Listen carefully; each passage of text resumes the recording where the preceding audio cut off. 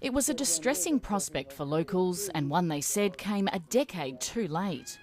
Digging up dozens of skeletons from unmarked graves that were being exposed and washed away along the banks of the Fitzroy River.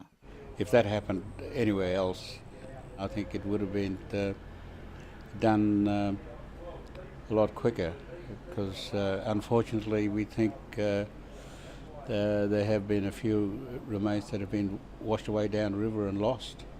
In the early 2000s, the bones of mainly Aboriginal people started poking out of the dirt and washing down the river. Robin Wilson's teenage son made a shocking discovery.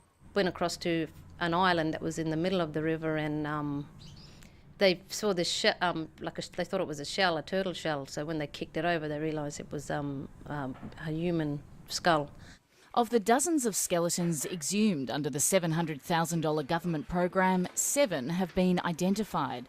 Some from hospital wristbands or writing on body bags, others from local knowledge. There's a story of an old guy that's buried with a whiskey bottle, and they found him. They exhumed his remains. He was the only one that was buried with a whiskey bottle. Local men have built small coffins for the bones. This is one of the coffins. They were going to make up full length, but when they actually started exhuming, they've realised that they only needed a small amount of space. The 50 or so sets of human remains are now being stored in this sea container at a block in Fitzroy Crossing. The challenge is now finding the funding so that the bodies can be reburied at the end of this wet season. The state government says there's money remaining in the original contract.